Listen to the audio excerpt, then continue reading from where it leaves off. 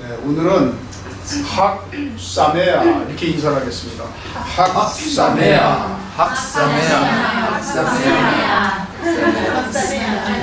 이 학이라는 단어는 그 절기 얘기하는 거. 사메아는 joyful, joyful festival. 해피 패소 그런 뜻이. 학사메아.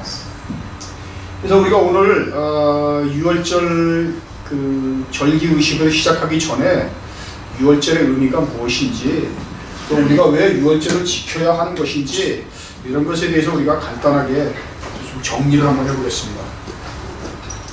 마가복음에는 두 사람의 그 신앙 고백이 나옵니다. 마가복음 8장에는 예수님의 수제자격인 베드로의 신앙 고백이 나옵니다. 그런데 마태복음 16장과 달리 마가복음 8장에서 베드로의 신앙 고백은, 베드로가 어떻게 신앙 고백을 했죠? 예수님께서 제자들에게 내가 누구냐, 너희는 나를 어떻게 생각하느냐 이렇게 물으셨을 때 제자들이 아무도 대답한 사람이 없었죠. 그런데 베드로가 일어나서 주는 그리스도시요 살아계신 하나님의 아들이십니다, 이렇게 고백을 했어요. 매우 위대한 신앙 고백이었어요. 그런데 마태복음과 달리 마가복음에서는 예수님께서 자신이 이제 죽을 것을 말씀하셨을 때 베드로가 그것을 이해하지 못하자 그를 질책하셨어요. 사탄아, 내 뒤로 물러가라, 이렇게 말씀하셨어요. 그리고 마가복음 15장에 가면 이방인 백부장의 신앙 고백이 나옵니다. 이방인 백부장이 예수님께서 십자가에 돌아가시는 것을 목격하고 이 사람은 참으로 하나님의 아들이었도다, 이렇게 고백해요. 이 이방인 백부장이 예수님을 만난 지가 얼마나 됐을까요? 예수님을 얼마나 오랫동안 믿었나요? 이 사람이 오랫동안 예수님을 믿은 사람이 아니었어요. 그런데 이 사람은 예수님의 죽음을 목격한 후에 예수님이 하나님의 아들이심을 고백했어요. 예수님의 제자들이 예수님과 같이 동고동락을 하면서 그렇게 오랜 시간을 보냈지만 예수님이 너희는 나를 누구라고 생각하느냐 이렇게 물으셨을 때 아무도 대답한 사람이 없었어요. 그리고 베드로조차도 주는 그리스도시요 살아계신 하나님의 아들이시라고 고백을 했지만 예수님이 누구인지 정확하게 알 수가 없었어요. 언제 예수님을 알기 시작했을까요? 예수님의 제자들이 예수님의 제자들이 예수님의 죽음을 목격하기 전까지는 예수님이 누구인지를 온전히 이해할 수가 없었어요. 예수님의 죽음을 목격하고 예수님의 죽음을 이해하기 시작한 그때부터 예수님이 이 땅에 왜 오셨는지, 예수님은 누구인지, 또 메시아가 왜 와야만 했었는지를 비로소 깨닫기 시작했었다는 거죠. 예수님의 죽음이 매우 중요한 거예요. 우리는 부활절을 지킨다고 말하고 예수님의 부활을 강조해요. 그런데 엄밀하게 말하면 죽음이 없는 부활은 없죠. 예수님의 부활을 온전히 이해하기 위해서는 예수님의 죽음을 먼저 이해를 해야 돼요. 부활이 없는 십자가는 절망이죠. 그러나 반대로 십자가가 없는 부활은 현실 도피에 불과합니다. 결국 우리가 예수님께서 이 땅에 오셔서 십자가에서 돌아가시고, 그리고 그분이 무덤에 장사 지낸 바 되시고, 그리고 그분이 다시 부활하셨다, 이것은 하나의 사건이에요. 부활만 존재하는 것이 아니라 예수 그리스도의 죽음과 또 장사 지냄 그리고 부활이 하나의 사건으로 연결이 되어 있는 거예요. 오늘 우리가 모인 6월절, 6월절이 영어로 패스오버예요. 히브리어는 패사. 한번 같이 발음해 보실까요? 패사. 6월절의 의미는 뭐죠?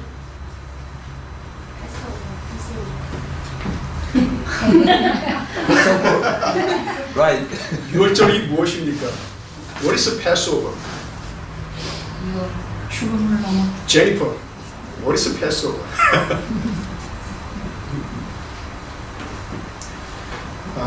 이스라엘 백성이 오랜 시간 동안 애굽에서 종살이를 했죠.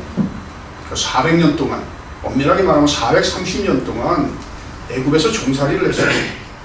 그리고 그들이 이제 애굽에서 이제 빠져나오게 되었어요. 그것이 출애굽, 엑소도스. 그런데 이 엑소도스의 클라이맥스 부분에 있는 가장 중요한 사건이 유월절이었어요. 하나님께서는 이스라엘 백성을 애굽에서 탈출시키기 위해서 10가지 재앙을 내리십니다. 10 plague. 이제 우리가 나중에 다시 얘기를 하겠지만 이것은 애굽의 신들에 대한 심판이었어요. 이 10번의 재앙은, 첫 번째 재앙은 나일강이 피로 변하는 재앙이었어요. 그리고 9번째 재앙은 태양이 빛을 잃어버리고 흑암으로 바뀌는 재앙이었어요. 이집트 사람들에게 가장 중요한, 그들이 소중하게 생각하는 우상 숭배의 대상이었던 나일강 그리고 태양, 바로 첫 번째와 9번째 재앙의 대상이 되었던 거죠. 이 첫 번째부터 9번까지 그 9개의 재앙은 3개씩 묶어져서 세 묶음으로 되어 있어요. 마지막 10번째만 전혀 다른 초자연적인 사건이었어요. 이 10번째 재앙이 뭐였었죠? 잠잠. 첫 번째, 태어난 모든 것들이 죽임을 당하는 그런 재앙이었어요. 그래서 하나님께서는 이스라엘 백성에게 어떻게 말씀하셨나요? 각 가족이 양을 잡아서 집 좌우 문설주와 임방에 양의 피를 바르라고 명령하셨어요. 천사들을 보내서 사람들 또는 동물이나 가축에 처음 난 것을 죽일 때 양의 피가 묻어있는 집은 넘어갔어요. 패스 오버. 그래서 양의 피가 칠해져 있는 집 안에 있는 사람들은 죽음으로부터 보호를 받았죠. 그것이 바로 유월절이었어요. 자, 우리가 그런 어떤 죽음으로부터 보호를 받기 위해서는 무엇이 필요하죠? 먼저 양이 필요하죠. 그리고 양의 피가 필요합니다. 그 유월절 어린 양이 누구예요? 바로 예수 그리스도. 예수 그리스도와 예수 그리스도의 피로 인해서 우리는 죄와 사망으로부터 보호를 받고 벗어날 수가 있는 거예요. 진정한 자유와 기쁨을 누릴 수 있는 거죠. 바로 이 출애굽 사건은 구원이라고 하는 것이 무엇인지를 우리들에게 생생하게 보여주는 역사적인 사건이었어요. 우리가 하나님 나라에 들어간다는 것은, 하나님의 백성이 된다는 것은 사탄의 나라에서 빠져나와야 되는 것이죠. 먼저 사탄의 나라에서 빠져나오는 것, 애굽에서 탈출하는 것, 세상으로부터 벗어나는 것, 그것이 구원의 시작이에요.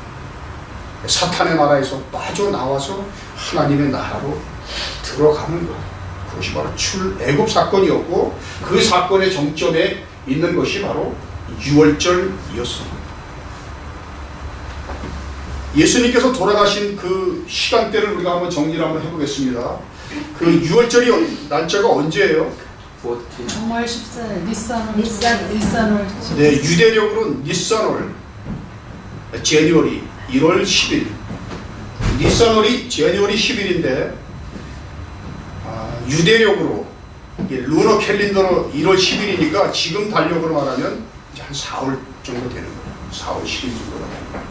그런데 1월 10일 날은 유월절 그 양을 잡기 위해서 양을 먼저 선택을 합니다. 점과 흠이 없는 그런 순결한 양을 선택을 해서 제사장에게 보여주고, 그리고 그 양을 14일까지 간직하는 그런 날이었어요. 그 1월 10일 날 예수님께서 예루살렘에 입성하셨어요. 유월절 어린 양으로 이 땅에 오셨던 예수님은 1월 10일 날 예루살렘에 입성하셔서 만천하에 메시아의 존재를 공개했어요. 그리고 니산월 14일, 1월 14일 양을 잡는 시간은 오후 3시에서 5시였어요. 이스라엘 백성들이 양을 잡기 시작하는 1월 14일 예수님이 오후 3시에 돌아가셨어요. 그리고 1월 15일, 무교절인 1월 15일 예수님은 무덤에 장사되었고 1월 16일 초실절에 부활하셨어요. 이걸 잘 기억을 하셨다가 이제 잠시 후에 제가 다시 한번 이거 설명을 드리겠습니다. 그런데 1월 14일은 6월절이었고 1월 15일서부터 일주일 동안은 무교절이었죠. 왜 성경에서는 6월절과 무교절을 구분해서 지키라고 명령하셨던 것일까요? 그냥 하나의 절기로 묶지를 않고 1월 14일은 6월절이고 1월 15일서부터 일주일 동안은 무교절이에요.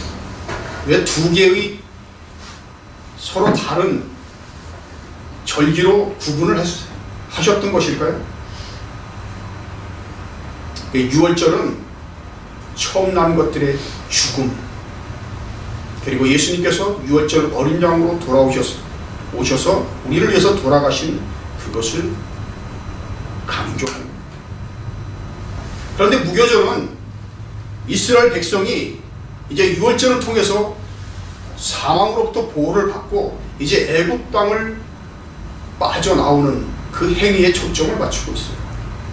또한 이 무교절은 이스라엘 백성이 가나안 땅, 그들이 가야 할 목표인 가나안 땅에 들어가는 것을 전제로 하고 있어요. 그래서 이 6월절과 무교절은 서로 다른 절기가 아니라 하나의 절기로 묶여져 있고, 이것을 6월절과 무교절을 묶어서 6월절이라고 부르기도 하고 무교절이라고 부르기도 합니다. 자, 공관복음, 시납틱스는 공관복음은 마태복음, 마가복음, 누가복음, 이 세 개 복음 우리가 공관복음이라고 이야기를 해요.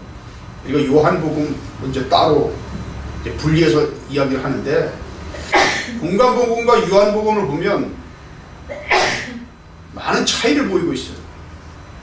요한복음에서는 예수님께서 1월 14일 양 잡는 시간 오후 3시에 돌아가셨다, 이렇게 기록하고 있어요. 그런데 공관복음에서는 예수님께서 이스라엘 백성들이 6월절을 지키는 그때 제자들과 함께 6월절을 지키셨다. 그리고 그 다음날 돌아가셨다. 그러니까 공관복음과 요한복음은 예수님이 돌아가신 날짜가 하루가 다르게 나타나죠. 만약에 요한복음이 예수님께서 수요일날 돌아가셨다 그러면 공관복음은 목요일날 돌아가신 게 되고, 요한복음이 금요일날 돌아가셨다면 공관복음은 토요일날 돌아가신 게 됩니다. 왜 이렇게 서로 다르게 기록이 되어 있을까요? 예수님은 도대체 언제 돌아가신 걸까요?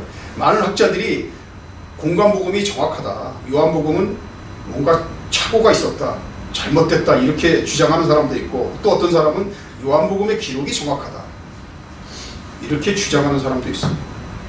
왜 요한복음과 공관복음의 기록은 서로 다르게 나타나는 것일까? 일단 우리가 그 이야기를 하기 전에 공관복음과 요한복음에는 강조하고자 하는 초점이 달라요. 포커스가 달라요. 요한복음에서는 무엇을 강조하고자 했냐면 예수님이 6월절 어린 양으로 이 땅에 오셨다. 그래서 요한복음 1장 29절에도 보라, 세례 요한이 말하죠. 보라, 세상 죄를 짊어지고 가는 하나님의 어린 양이로다. 그래서 예수님께서 양을 잡는 그 시간에 6월절 어린 양으로 자신의 몸을 희생해서 돌아가셨다. 6월절 양으로 오신 예수님을 강조하고 있습니다. 그런데 공관복음에서는 예수님께서 제자들과 함께 6월절을 지키셨다, 이 부분을 강조하고 있습니다. 이 부분이 왜 중요할까요?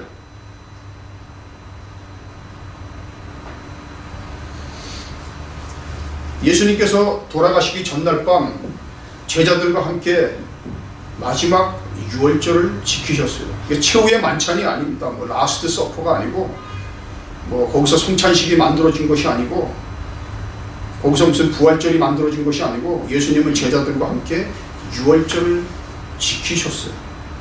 그리고 그 유월절을 지키시면서 예수님은 제자들에게 너희가 이것을 기념하라.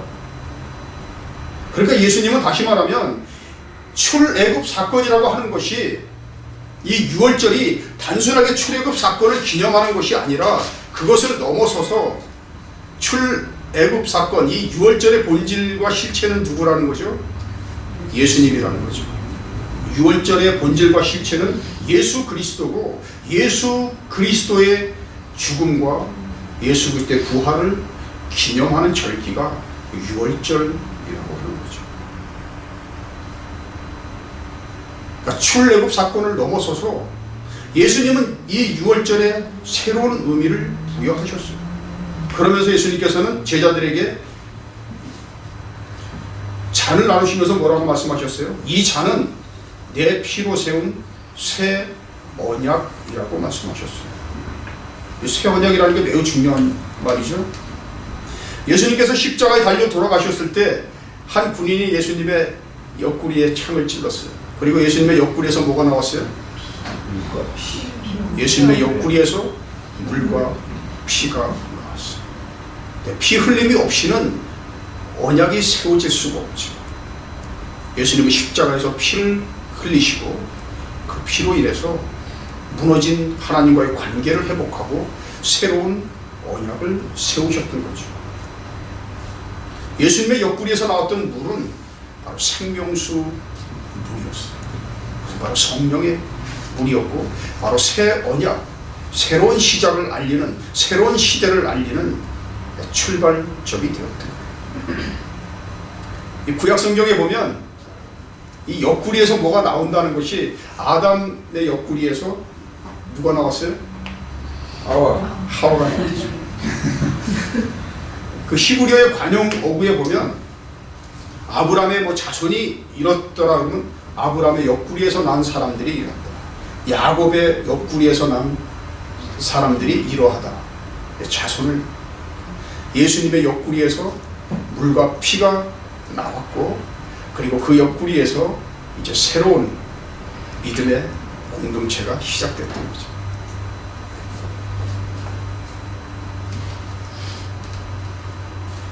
그래서 우리가 이 유월절을 지키면서 기억해야 할 중요한 단어는 바로 새 언약이라고 하는 단어예요. 뉴 카버넌트. 자, 우리가 유월절과 복음의 관계를 다시 한번 살펴보겠습니다.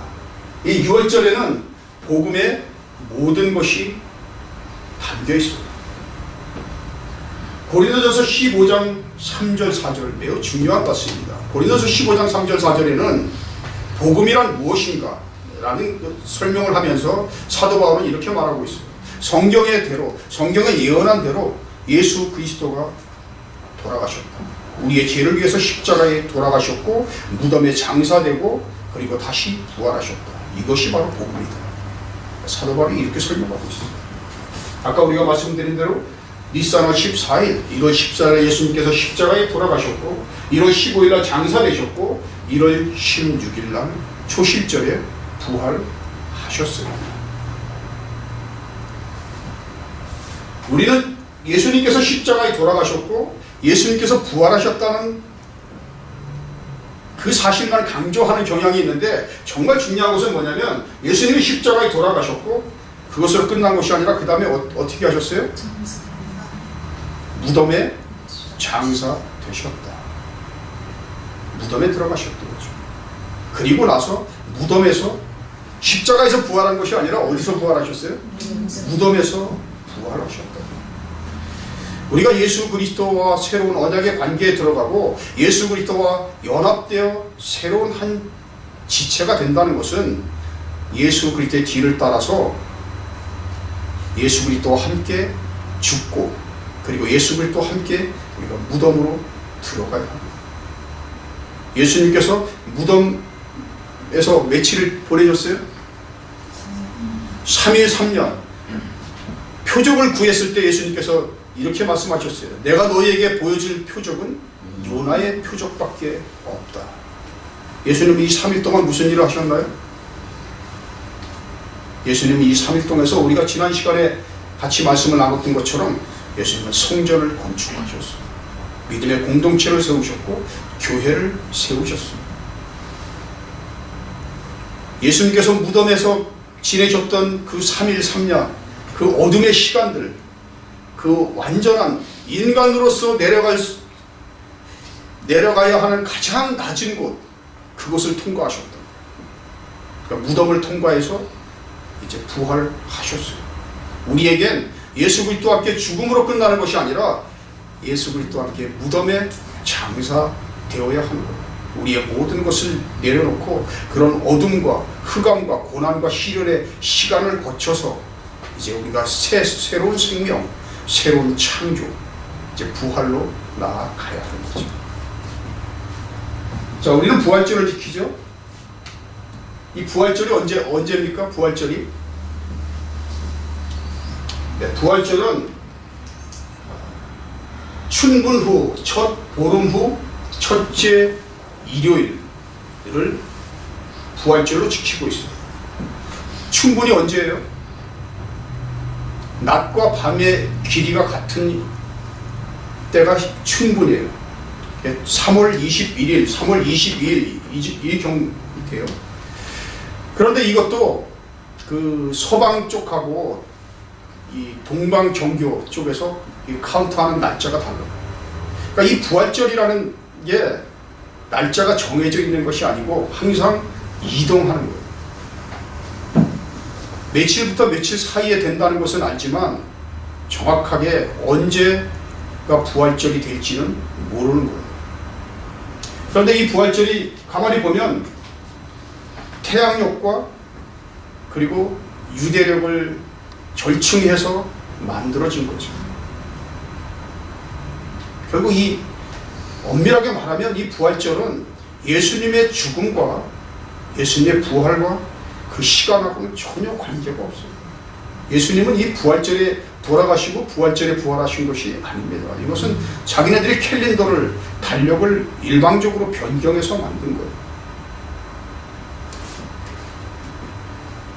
이게 묘하게도 올해는 이게 같이 겹쳐져서 같이 만나게 되었지만 많은 차이가 있어요. 아까도 우리가 같이 이야기를 나눴지만 예수님도 유월절을 지키셨고 또 유월절을 지키라고 명령하셨고 또 사도 바울도 유월절을 지키셨어요. 유월절을 지켰어요. 고린도전서 5장 7절 8절 말씀에는 우리가 명절을 지키되 누룩이 없도록 해야 한다. 이렇게 사도 바울은 말하고 있어요. 명절을 지키지 마라. 이거 필요 없다. 이렇게 말한 것이 아니라 명절을 우리가 지켜야 하는데 누룩이 없는 자로서 누룩이 없도록 해야 한다. 이렇게 말했던 거죠. 이 이스터라는 단어 자체도 이게 패스오버하고는 전혀 관계가 없어요.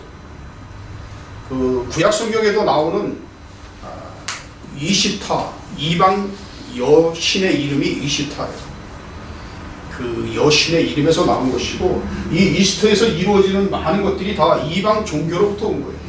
무슨 토끼가 등장하고 달걀을 이렇게 염색을 해가지고 그것을 뭐 헌팅을 한다든가 또 무슨 뭐 빵이 나오고 뭐 새벽에 무슨 해가 뜰 때 가서 무슨 예배를 드리고 하는 이런 것이 다 태양신 숭배하는 자들이 태양이 떠오르는 시간에 가서 제사를 드리고 하는 다 그런 데서 유래된 것이었어요. 그러니까 로마가 기독교를 국교로 채택을 하고 로마의 국교가 되면서부터 기존의 로마라는 그 나라가 가지고 있던 많은 이방 종교가 기독교 안으로 들어와서 혼합되었어요. 그래서 많은 이방 종교의 그 풍습이 눈에 보이지 않게 기독교에 들어와서 이 기독교가 본질에서 많이 벗어나게 된 거죠. 그것의 대표적인 것이 바로 이 부활절 그리고 성찬식 이런 것들입니다.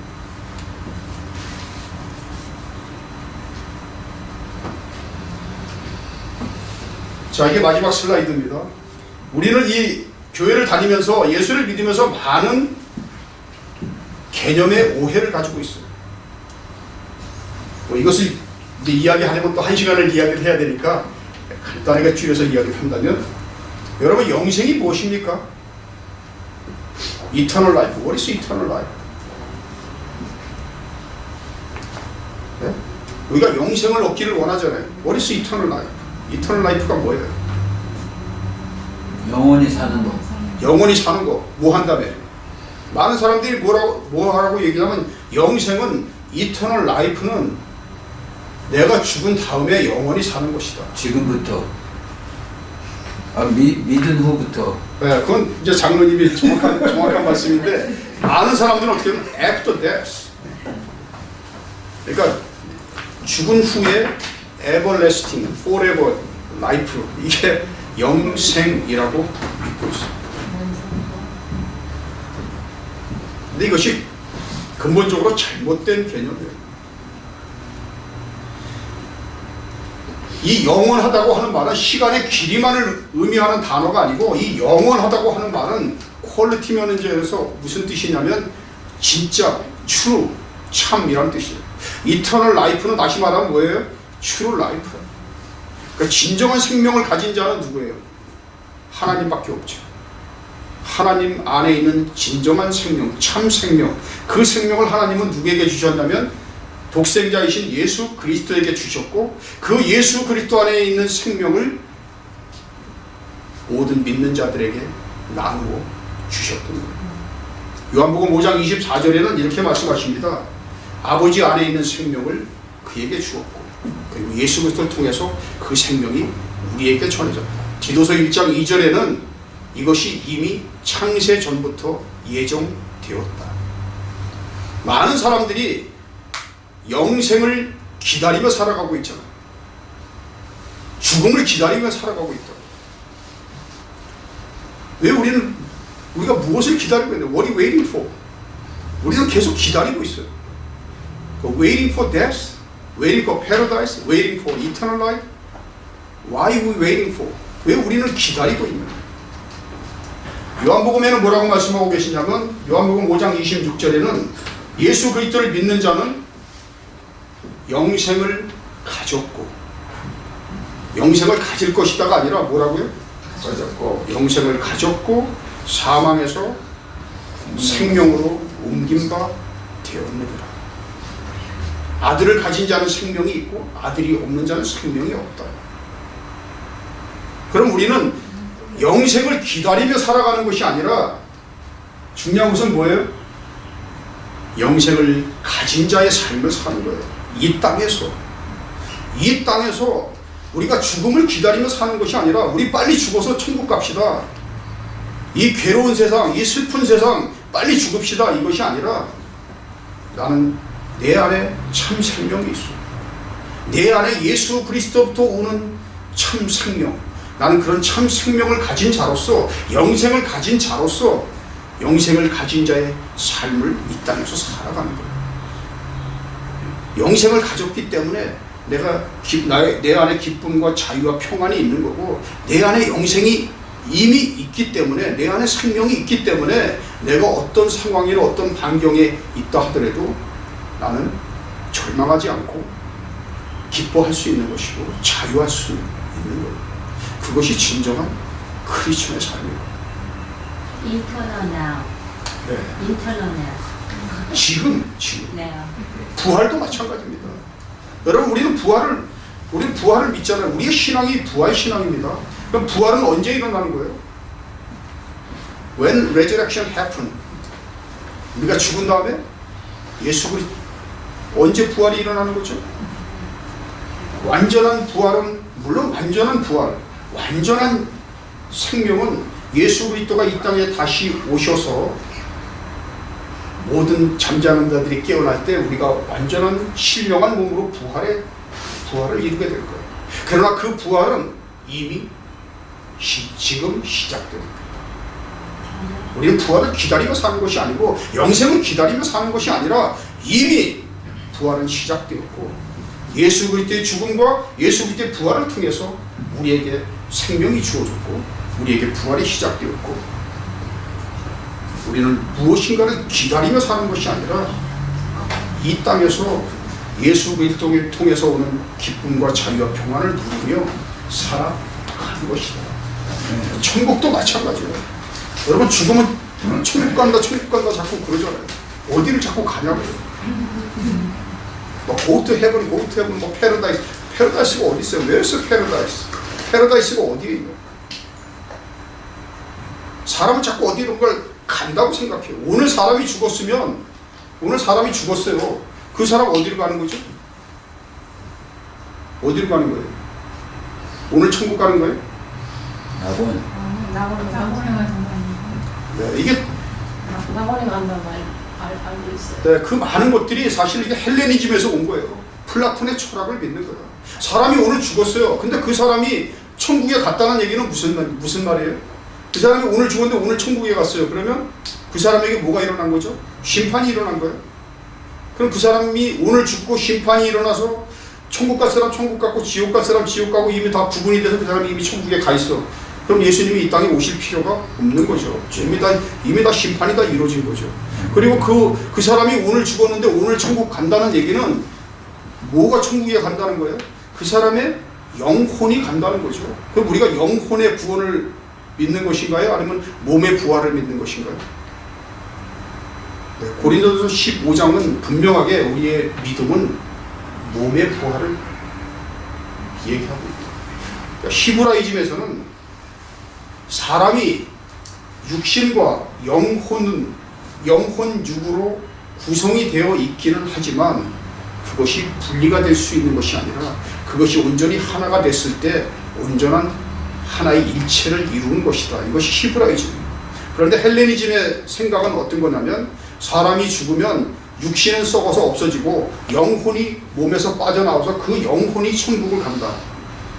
이게 맞는 얘기입니까? 틀린 얘기입니까? 영혼이 떠돌아다니고 공중을 떠돌아다니고 그 영혼이 천국을 가요? 그 영혼이 떠돌아다니고 천국 가서 막 놀고 있다가 야 이제 다시 내려와라 이래가지고 그 사람이 뭐 예수님이 다시 오시니까 이제 다시 한번 부활 한번 해보자 그렇게 되는 건가요? 이 많은 것들이 허점이 있는 거예요. 성경은 우리는 자꾸 어디는 걸 간다고 얘기를 하잖아요. 그럼 엄밀하게 생각하면 현실 도피주의자를 만드는 거예요. 마치 이런 것 같은 거예요. 하나님이 나는 이 세상을 포기했다. 여기 내가 다른 세상을 만들어 놨으니까 빨리 와라. 그 괴로운 세상 거기서 살지 말고 하루라도 빨리 죽어서 빨리 와라. 내가 여기 아주 금빛을 해갖고 찬란한 곳을 만들어 놨으니까 그거 다 포기해. 거기서 아무것도 하지 마. 그냥 와. 하나님이 그렇게 말씀하시는 건가요? 그 현실 도피주의자를 만드는 거예요. 그러니까 사람이 자기가 현재 살고 있는 이 세상에서 최선을 다하고 여기서 즐기고 살아가는 것이 아니라 자꾸 한눈을 팔고 딴 데를 바라봐. 그리고 빨리 죽자고 얘기를 하고. 성경은 가는 천국을 이야기하는 것이 아니라 오는 천국을 이야기하고 있어요. 하늘에서 뜻이 이루어진 것 같이 땅에서 이루어지고. 이 성경의 모든 요한계시록서부터 시작해서 모든 것들은 다 오는 거예요. 이 땅에 온다고. 새 예루살렘이 하늘에서 내려오고 모든 것이 내려와. 이 땅에 천년왕국이 이루어지고 예수님이 이 땅에 오고 모든 것이 다 이 땅에서 이루어지는 거예요. 근데 우리는 자꾸 어디론가를 간다. 그래서 우리는 자꾸 가는 천국을 이야기해요. 성경은 오는 천국을 이야기하는 거예요. 결국 우리가 초점을 맞춰야 할 것은 바로 이 세상이고 이 세상이 하나님의 나라로 확장되기 위해서 이 땅에 하나님의 나라가 온전히 이루어지도록 우리가 헌신하고 복음을 전하고 하는 거예요. 만약에 우리가 이 세상을 다 포기하고 어디론가를 간다면 여기 복음을 전할 이유가 뭐가 있어요? 뭐가 여기서 이렇게 뭐 어렵게 해요? 빨리 죽고 빨리 어딘가를 가지 사라지지. 결국 중요한 것은 이 세상을 만드신 하나님 끝까지 이 세상을 책임지고 이 세상을 회복시키실 것이고 이 땅에 에덴 동산이 회복되고 하나님의 나라가 회복되는 것이고 어딘가를 피해서 도망가고 하나님 나도 이제 자신이 없다 어디론가 가자 이것이 아니라. 그래서 결국 중요한 것은 우리가 발을 딛고 서 있는 이곳이. 그래서 성경의 모든 포커스는 now and here. 지금 이곳이다. 지금 이곳을 벗어나서 자꾸 딴 데를 바라보고 다른 이야기를 하는 것은 우리가 이 땅에서 정말 최선을 다해서 살아갈 수가 없는 겁니다. 이 땅에서 행복해야 되고 이 땅에서 자유를 누려야 되고 이 땅에서 기쁨을 누려야 되는데 이 땅에서 그런 자유와 기쁨과 평안을 누리지 못하고 다른 곳을 바라본다면 그 신앙생활이 제대로 될 수가 없는 거예요. 우리가 이런 6월절을 통해서 6월절의 본질과 실체는 예수 그리스도. 그러니까 예수 그리스도를 바라보고 예수 그리스도 안에서 예수 그리스도의 피로 예수 그리스도 우리가 온전히 하나가 되고 새로운 언약의 관계 안으로 들어가서 이 땅에서 샬롬을 누리시기를 주님의 이름으로 축원합니다. 아멘. 우리가 이제 절로 장소로 옮기겠습니다.